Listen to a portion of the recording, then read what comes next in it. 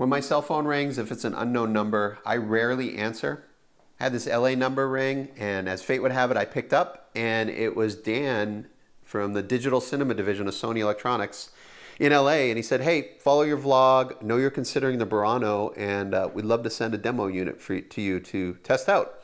So here it is. I've had it for a few days, and coming up, we'll get some tests that we'll run through, and then tomorrow I have a FX9 shoot that I'm going to shoot on the Burano instead, and then I got to get this camera back to Sony. Coming up, just keep in the context, like I didn't shoot a bunch of footage and I'm not bringing it into Resolve to grade and color. That's just not my world. I'm an independent owner operator. I don't do any post-production. Majority of what I do is like baked in Cinetone or baked in LUT, or if I'm shooting log, my clients are just dropping the LUT on, and that's the extent of it. So I'm not getting into intimate image quality and side-by-side comparisons. This is more of me as an owner-operator being comfortable with the camera out in the field. How does it feel on the shoulder? What does the image look like compared to the FX9? Is it going to be a good replacement for me on my higher-end projects, and I can retire my 10-year-old camera in the background there? So I tried to keep this video short. It's kind of lengthy, but I've chapterized it so you can jump around. And if I missed anything, let's please talk about it in the comments below. All right, here we go. All right, roofers are working on my house, so a little B-roll opportunity. First observations, the handle is, it's got this index lever, which I like, so, but I will probably switch to a shape handle for the additional extension and offset. And this is, I think, the same as the FS7. It's like a 1/8 inch, 3.5 millimeter tip ring sleeve, looks like. So my FX9 grip won't fit. So yeah, I'll probably just buy a Burano grip. I've got my 200 to 600 on there now, just shooting ECUs up on the roof.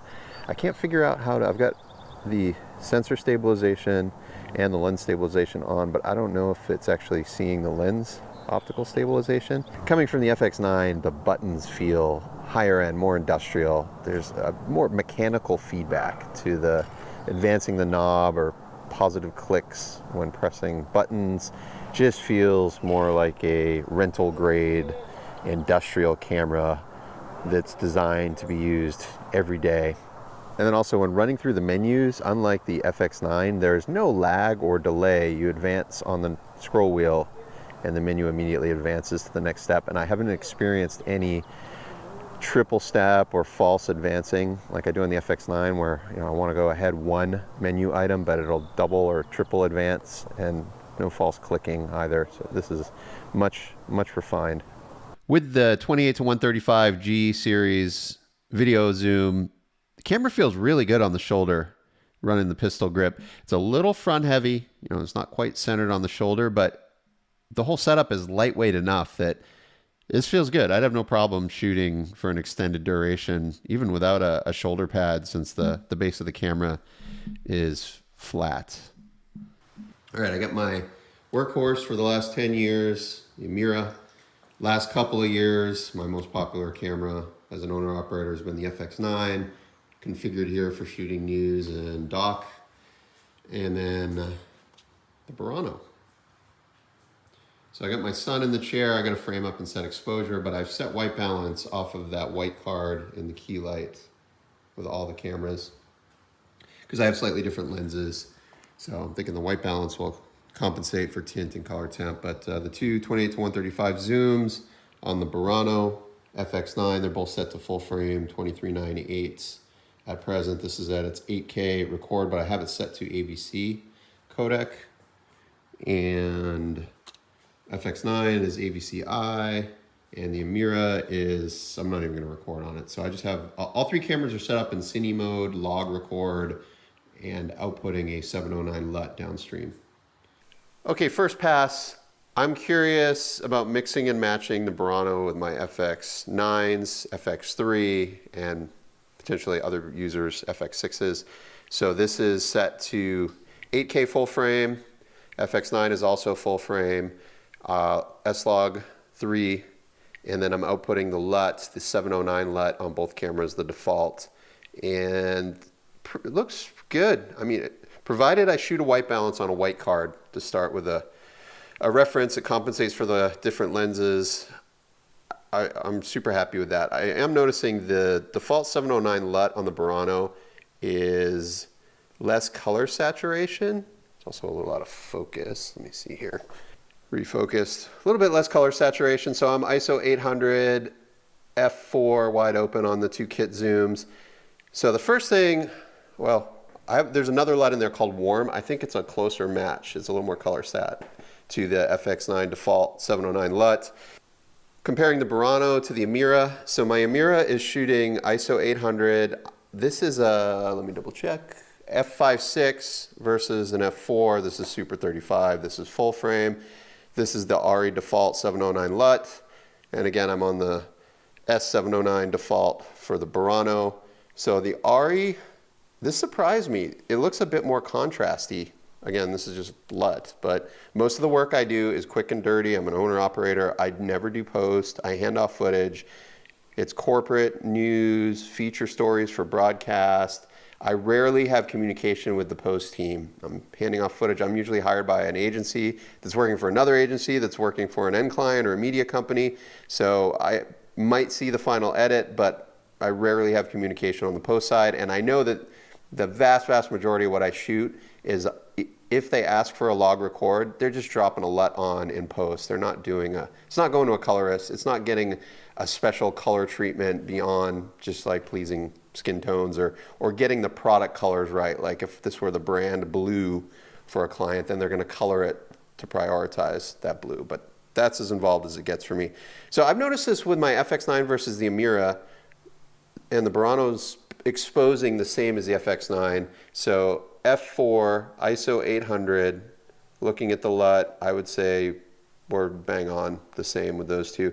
The Amira, I adjusted the iris to match exposure, and I've noticed this with my Amira versus my FX9s. The Amira set at 800 is about a stop more sensitive than the Burano FX9, FX6, FS3, my various Sony cameras.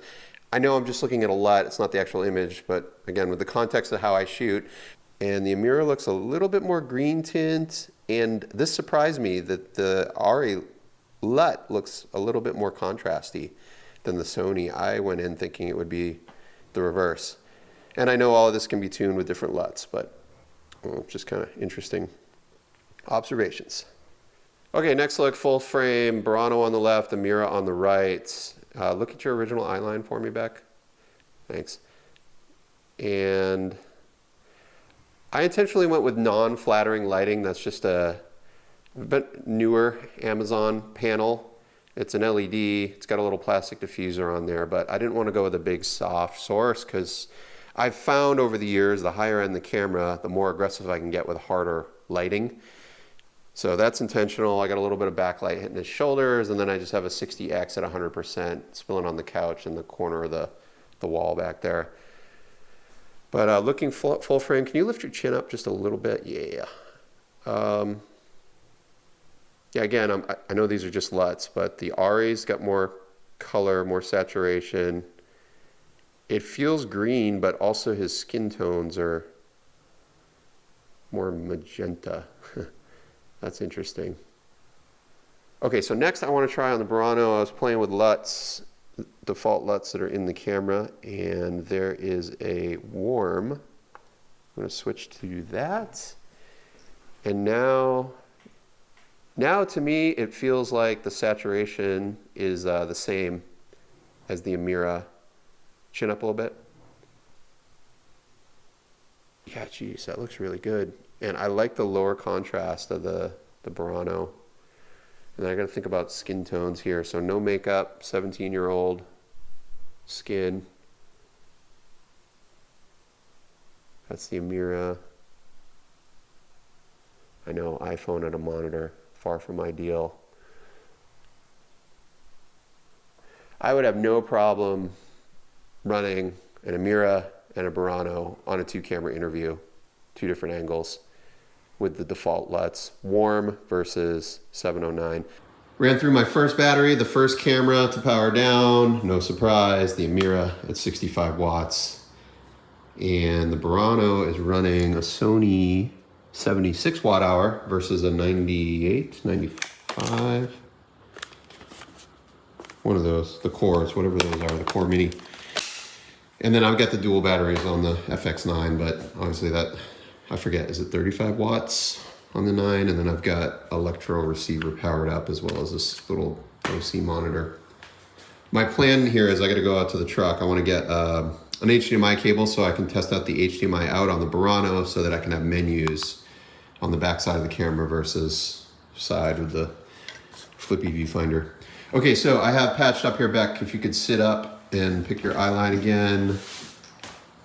FX9 on the right, Burano on the left, default 709 LUT versus warm, and it definitely looks warmer, but the color stats are very similar. I'm a little concerned, like, if I do a multicam shoot for a corporate client in log and I provide a LUT, or they just use their own LUT, if I have to ship a different LUT for each camera angle to have everything match, I'm concerned it's gonna confuse my corporate clients, or there's a risk the wrong thing gets reused in the wrong place. Definitely the warm LUT on the white wall back there is warmer versus 709. So I'm going to switch this back to 709. And eyeline, I think those are close enough. Burano's a little less saturated. I prefer his skin tones for sure on the Burano versus the FX9. Like there's more like red blotchiness on his cheeks and his nose, where this feels much more like my trusty Amira, where it's a little bit more pleasing and forgiving on skin. Very happy to see that. Sam from Screenville Films stopped by to check out the camera. He's a director DP in town here in San Antonio, and he's also in the market to upgrade to his next higher end camera. And I was curious to get his feedback on the image and the operation and how it fit into the projects he's working on. I didn't want to cloud his judgment, so just let him play. And I tried to just answer questions versus injecting my opinion and feedback from my day with the camera. And right away, comparing the FX9 to the Burano, he keyed in on the same thing I noticed, which is it is more flattering on skin tones, a bit more forgiving on like the redness and transitions on my son's face. I can walk you through that process.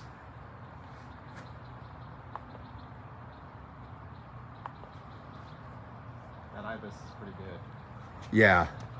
I mean, I guess at this point, that's really the big thing for me is variable ND with IBIS. On to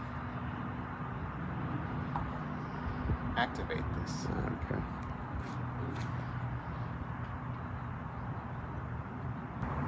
You have autofocus on this right now? Yes, there's a hard switch above the scrolly wheel that turns that on and off under the Cine Alta logo. That took me a day to find. I'm like, why doesn't the autofocus work? Went through the menus probably 10 times.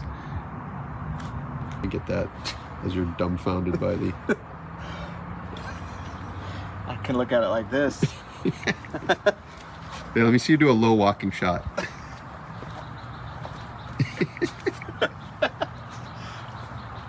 Yeah, that's not working. Yeah, so...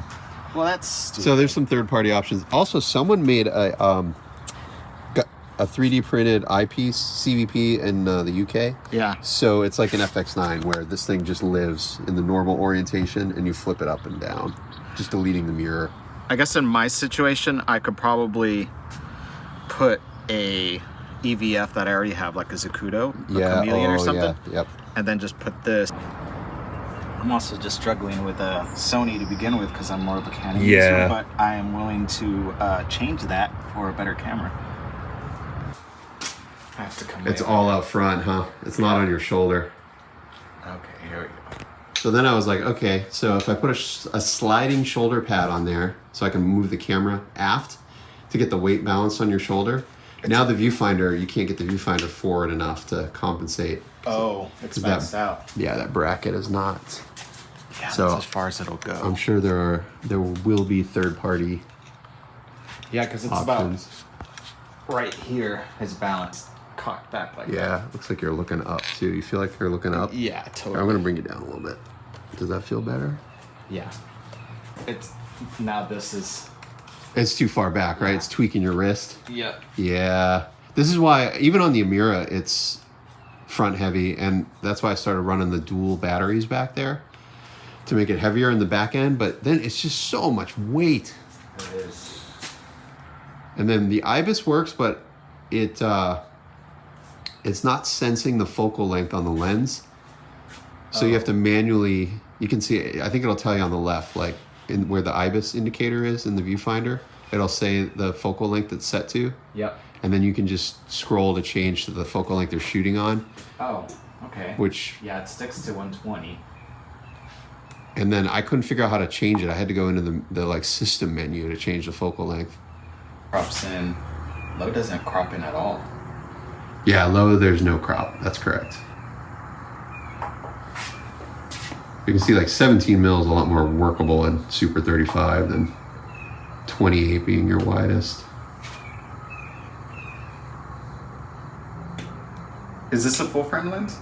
No, it's Super 35. 35, right? It does cover a little beyond. It's an E and G lens, but too heavy to actually work E and G jobs. When I was shooting a lot of football, that was my sideline lens and interviews. Lens is too much, man. Yep.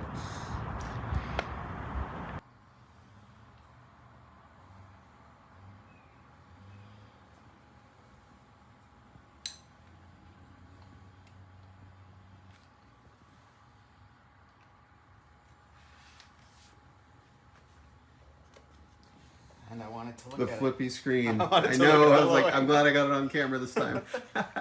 It's like, come on, Come Sony. on.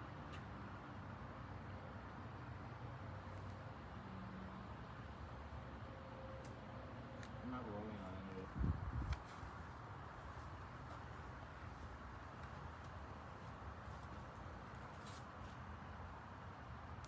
it. Can I live with this on set?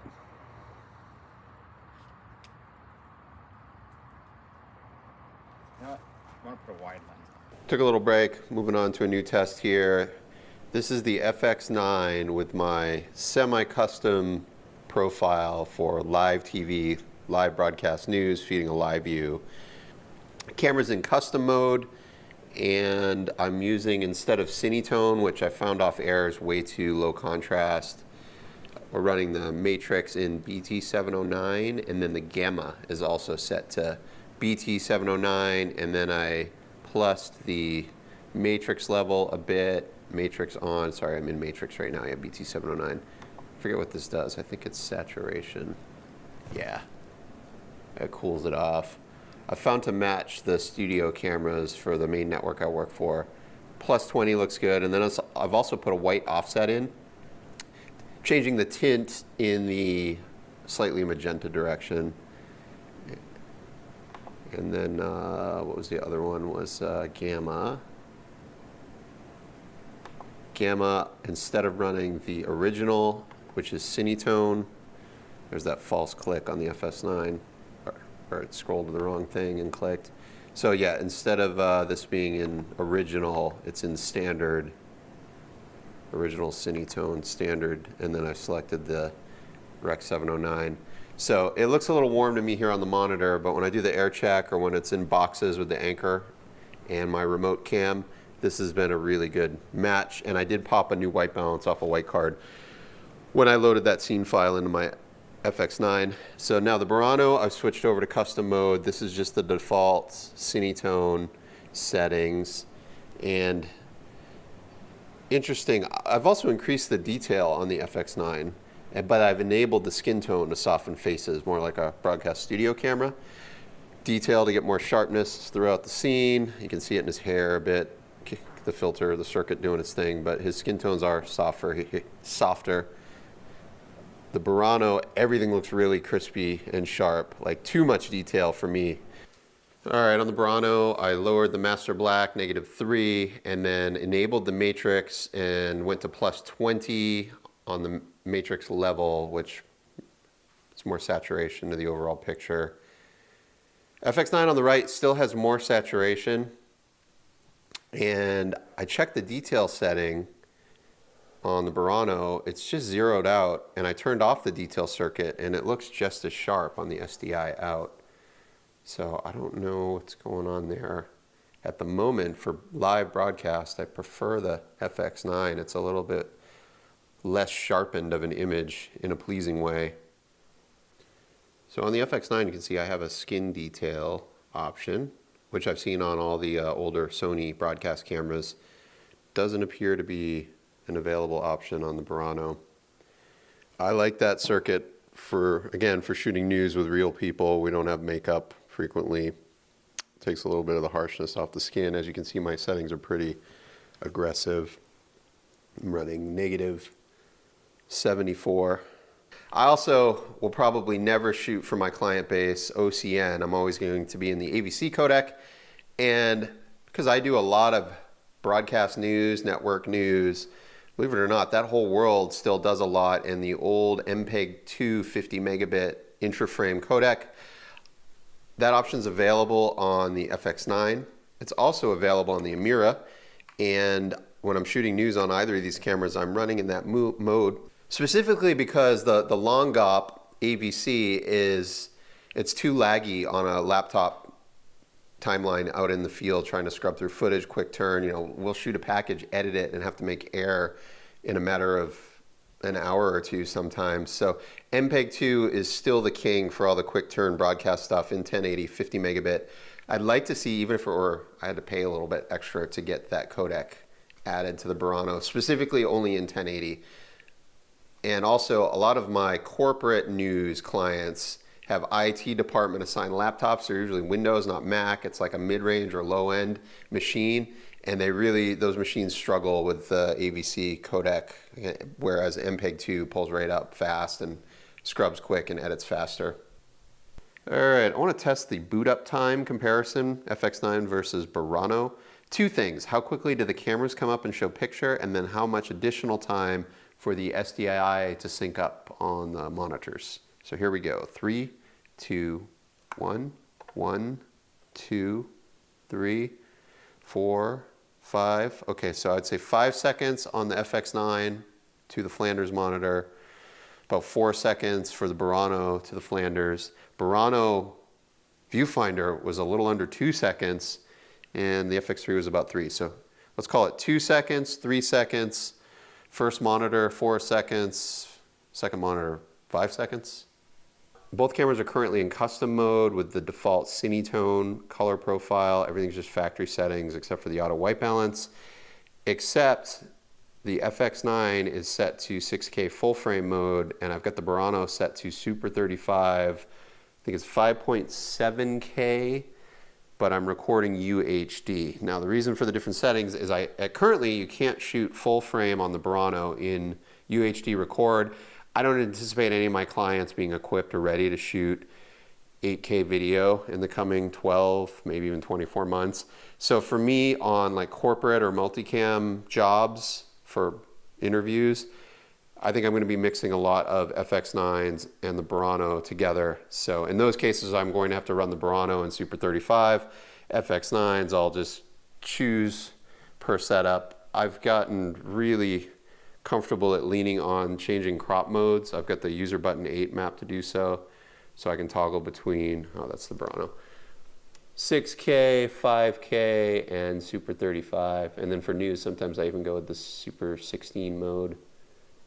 Okay, it looks like ISO 800 is about the same sensitivity on the 9 and the Burano. And the sharpness looks about the same in Cinetone on the HDMI Out. It is quite a bit sharper versus being in Cine mode with the 709 LUT mapped out. I can really see the detail circuit in place. Next test, viewing this from my perspective as an owner-operator shooting docs and ENG, I've got both cameras in the high sensitivity mode and then set to ISO 10,000 in Cinetone. I'm curious to see the noise pattern differences between the Burano and the FX9. FX9 is currently full frame. Burano is Super 35, and I'm definitely seeing noise in like the whites back here. I'm seeing it a bit in his skin tones. Sorry, iPhone exposure. It's probably not coming through on the iPhone. The FX9 full frame is much lower noise. So, and the Burano currently maxes out at ISO 10,000, where I can go much higher on the FX9. This is a better balanced comparison. FX9 is now in Super 35 mode, ISO 10,000. Burano's unchanged, same crop area. The visible noise now on the FX9 is about the same. I'd say they're the same, they're just slightly different in character. Okay, now I'm going to go full frame on the Burano full frame FX9 at 10,000 and compare the noise. Okay, Burano's now set at full frame in 8K, but of course we're looking at a 1080 image. FX9 full frame, 6K sensor, and looking at the noise again at ISO 2000, Burano much more acceptable noise pattern, and it's far less visible than in Super 35. But looking at the white back here, there is definitely a little bit more noise than the FX9. I assume that's just attributed to higher resolution sensor, smaller photo sites, so less sensitivity. I'm like splitting hairs here. For all of the stuff I shoot, really a non-issue. Rough size comparison and weight. Cameras are partially configured. I've got a VCT pad on the bottom of the FX9, my old C300 bridge plate and dovetail on the Burano, and the Amira has a flat base presently installed. Weight-wise, FX9 is the lightest in this configuration. Burano's a little bit heavier, and the Amira is the heaviest by, feels like 2 pounds. I don't have a scale to verify. Viewfinder bracket on the Burano, much improved over the FX9. Not quite as rigid and ease of adjustment as the Amira. The flip-up screen 90 degree has been covered by many other reviewers. I'm not too concerned. I know there's third-party solutions coming. I think more of an issue for me is going to be getting a longer cable or an extension cable. Then I don't think I would adapt to articulate the screen from sideways to aft facing. I think I'll just leave it sideways, and I'm going to mount an onboard monitor off the front of the handle over HDMI for my menus and rough framing reference. Is this my next camera? I think it is. My reservation is only that I don't have this immediate urgency to purchase. I'm not missing bookings because I don't yet have it, but I can feel it coming in the pipeline that I need to do something. Like right now, my high-end clients are still happy on this camera. It's 10 years old, it's resolution limited, but it's gorgeous skin tones and color, super simple ProRes post pipeline workflow, which converted a lot of my red clients to the Amira when I got it because of just the ease of edit. Now the AVC codec is basically there at this point, Final Cut, Avid, and Premiere.